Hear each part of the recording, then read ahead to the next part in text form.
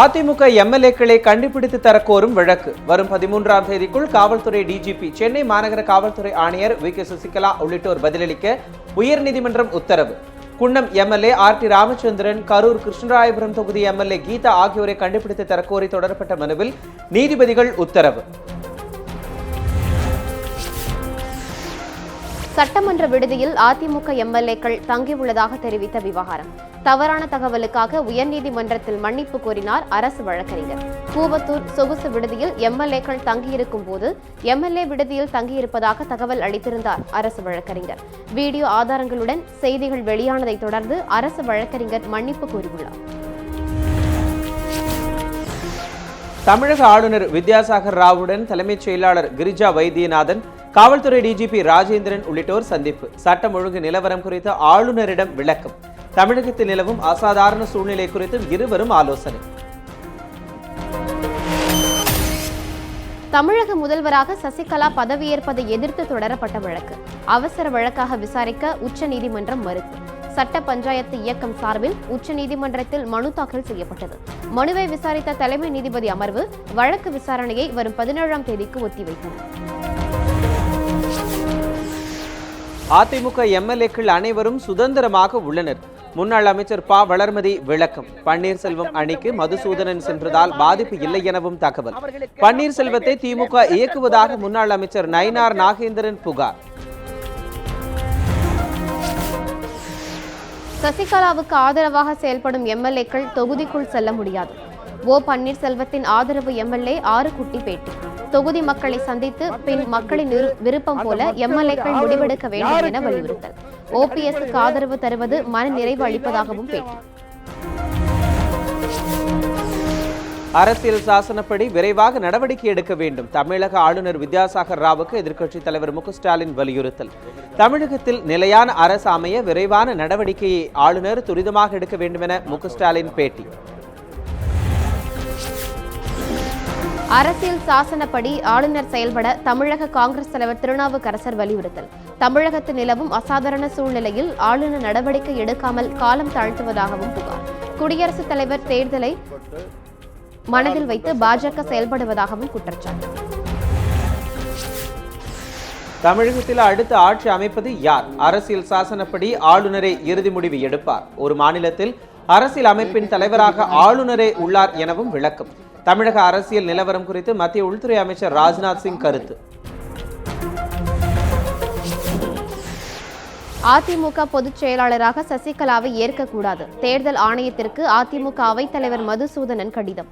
தற்காலிக பொதுச் செயலாளரை தேர்வு செய்ய அதிமுக விதியில் இடமில்லை என்றும் மனுவில் மதுசூதனன் விளக்கம். தொண்டர்களால் தேர்வு செய்யப்படுபவர் மட்டுமே பொதுச் செயலாளராக ஆக முடியும் என்று மதுசூதனன் பேட்டி. சசிகலா தனது ஆதரவு எம்எல்ஏக்கள் பட்டியலை கொடுத்திருப்பதால் அவரை ஆட்சி அமைக்க ஆளுநர் அழைக்க வேண்டும். சசிகலாவுக்கு ஆதரவாக கருத்தை வெளியிட்ட பாரதிய ஜனதா கட்சியின் மூத்த தலைவர் சுப்பிரமணியன் சுவாமி. சசிகலாவுக்கு ஆதரவாக சுப்பிரமணியன் சுவாமி ட்விட்டரில் முதலில் கருத்து தெரிவித்திருந்தார் என்பதும் குறிப்பிடத்தக்கது. ஜெயலலிதா மரணம் குறித்து பன்னீர்செல்வம் 2 மாதங்களுக்கு பின் பேசுவது என்பது அவர் மீதான நம்பகத்தன்மையை கேள்விக்குள்ளாக்குகிறது. விடுதலை சிறுத்தைகள் கட்சித் தலைவர் தொல் திருமாவளவன் கருத்து. வலுக்கட்டாயமாக கடத்தப்பட்டதாக கூறப்படும் புகாரை சட்டமன்ற உறுப்பினர்கள் மறுத்துள்ளதாகவும் திருமாவளவன் பேட்டி. தமிழகத்திற்கு என விரைவில் நிரந்தர ஆளுநரை நியமிக்க வேண்டும் என்றும் வலியுறுத்தல். பன்னீர்செல்வம் ஆதரவாளர்களால் உயிருக்கு ஆபத்து உள்ளது என அதிமுக செய்தி தொடர்பாளர் சி.ஆர். சரஸ்வதி பேட்டி. தொலைபேசியில் தொடர்ந்து மிரட்டல் அழைப்பு மற்றும் குறுஞ்செய்திகள் வருவதாகவும் புகார். யாரை ஆதரிக்க வேண்டும் என்பது தன் தனிப்பட்ட விருப்பம் என்றும் சி.ஆர். சரஸ்வதி விளக்கம். மிரட்டல் விவகாரம் தொடர்பாக காவல்துறையில் புகார் அளிக்கப்பட்டுள்ளதாகவும் தகவல். வி.கே. சசிகலா தரப்பு மிரட்டியதாக ஸ்ரீவைகுண்டம் எம்எல்ஏ சண்முகநாதன் சென்னை காவல் ஆணையர் அலுவலகத்தில் புகார். வெள்ளைத்தாளில் மிரட்டி கையெழுத்து வாங்கியதாகவும் குற்றச்சாட்டு. அமைச்சர்கள் அனைவரும் பேருந்துகள் மூலமாக கொண்டு செல்லப்பட்டதாக புகார். அசாதாரண சூழலில் எம்எல்ஏக்கள் அனைவரிடமும் 2 வெள்ளைத்தாள்களில் கையெழுத்து வாங்கப்பட்டதாக காவல் ஆணையரிடம் மனு. கடைசி நேரத்தில் தாம் தப்பி வந்ததாகவும் ஸ்ரீவைகுண்டம் எம்எல்ஏ சண்முகநாதன் விளக்கம்.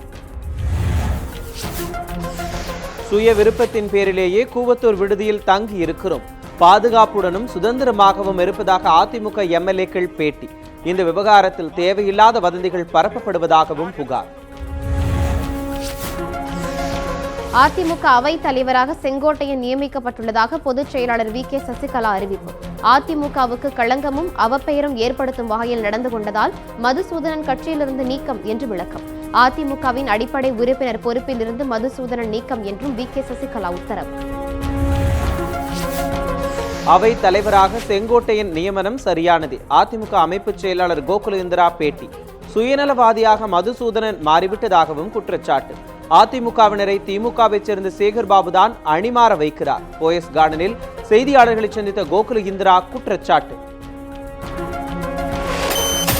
அதிமுக அவைத் தலைவர் பதவியிலிருந்து நீக்கிய பொதுச் செயலாளர் வி கே சசிகலாவுக்கு மதுசூதனன் கண்டனம்.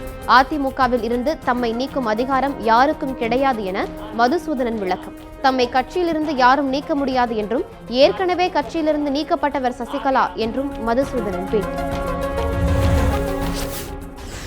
சசிகலாவை நாங்கள் பொதுக்குழு கூட்டி நீக்குவோம். நீக்கப்பட்ட மதுசூதனன் OPS உடன் இணைந்து செய்தியாளர்களுக்கு பேட்டி. விரைவில் அதிமுக பொதுச் செயலாளருக்கான தேர்தல் நடைபெறும் எனவும் தகவல். பொதுக்குழுவை கூட்டி மக்களுடன் கலந்து ஆலோசித்து தேதி அறிவிக்கப்படும் எனவும் பேட்டி. உண்மை நிலையை முழுமையாக தெரிந்து கொண்டு முடிவு எடுக்க வேண்டும். தமிழக ஆளுநருக்கு தமாக தலைவர் ஜே கே வாசன் வேண்டுகோள். தற்போது நிலையான முதலமைச்சரும் இல்லை, நிரந்தர ஆளுநரும் இல்லை என்ற நிலையே உள்ளதாகவும் குற்றச்சாட்டு. தமிழக நிர்வாகம் முற்றிலும் முடங்கி சீர்கேட்டிற்கு வழிவகுத்துள்ளதாகவும் புகார். உலக புகழ்பெற்ற அலங்காநல்லூரில் ஜல்லிக்கட்டு கோலாகலம். கோவில் காளைக்கு சிறப்பு பூஜைகள் செய்து ஆரம்பிக்கப்பட்ட ஜல்லிக்கட்டு. வாடிவாசல் வழியே சீறி பாய்ந்த காளைகள். கார், புல்லட், தங்க, வெள்ளி நாணயங்கள் என வரிசை கட்டிய பரிசுகள். காளைகளை அடக்கி பரிசுகளை அள்ளிய வீரர்கள். மு.க. ஸ்டாலின், பொன் ராதாகிருஷ்ணன், நடிகர் லாரன்ஸ், இயக்குநர் அமீர் உள்ளிட்டோரும் ஜல்லிக்கட்டை கண்டு களிப்பு. மாணவர்களின் போராட்டமே ஜல்லிக்கட்டு வெற்றிக்கு காரணம். அலங்காநல்லூரில் ஜல்லிக்கட்டு போட்டியை கண்டுகளித்த மு.க. ஸ்டாலின் பேட்டி. அரசியல் தலைவராக வரவில்லை என்றும் சாதாரண தமிழனாக மக்களின் அழைப்பை ஏற்று போட்டியை காண வந்ததாக விளக்கம். அதிமுகவை உடைத்து தமிழகத்தில் பாரதிய ஜனதா காலூன்ற நினைப்பதாக புகார். SDPI கட்சி மாநில தலைவர் தெஹ்லான் பாக்வி குற்றச்சாட்டு.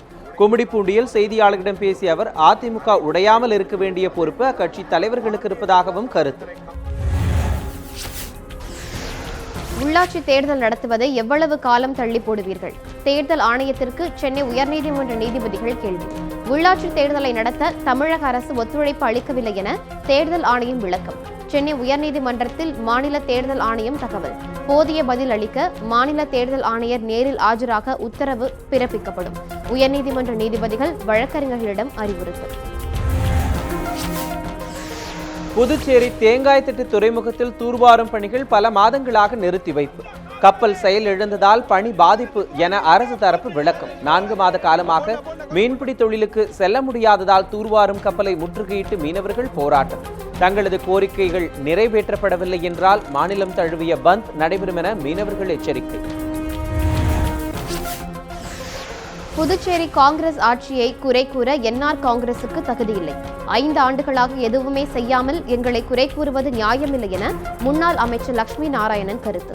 126 தொழிற்சாலைகள் மூடப்பட்டுள்ள நிலையில் காங்கிரஸ் ஆட்சியில் அவற்றை திறக்க நடவடிக்கை எடுத்து வரப்பட்டுள்ளதாக அரசு கொறடா அனந்தராமன் பேட்டி.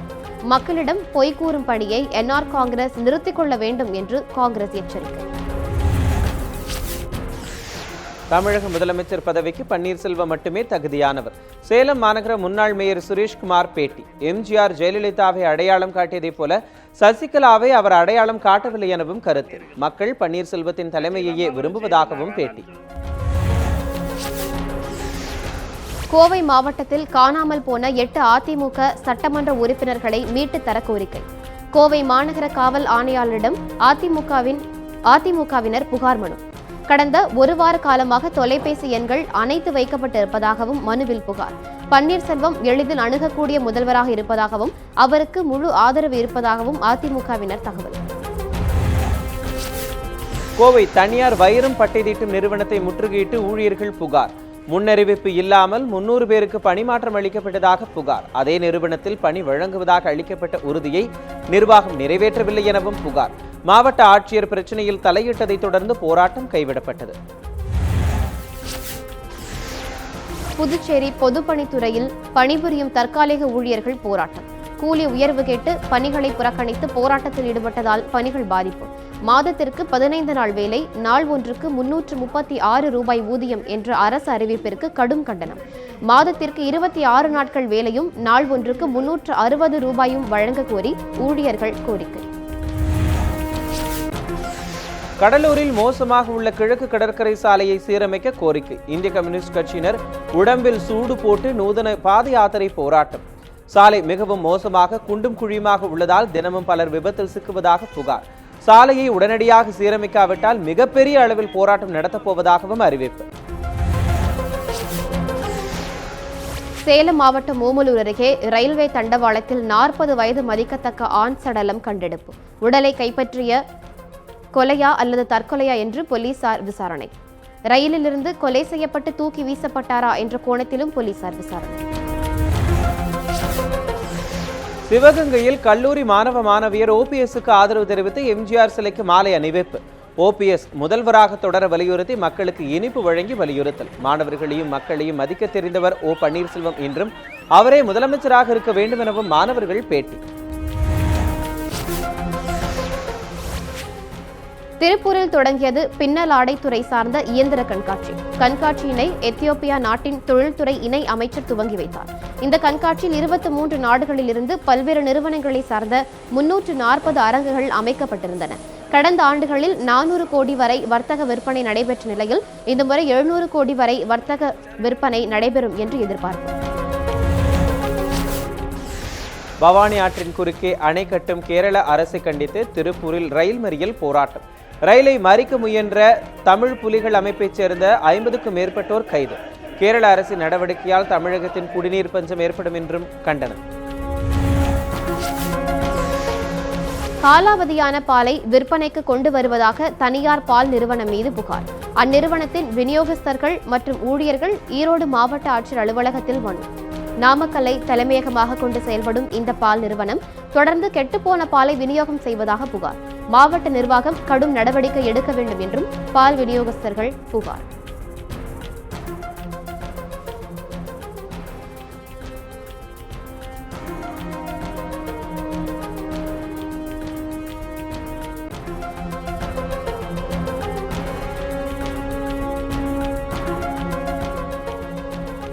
இதோட நியூஸ் 7 தமிழில் எக்ஸ்பிரஸ் நியூஸ் நிறைவடைகிறது. தொடர்ந்து இணைந்திருங்கள் நியூஸ் 7 தமிழோடு.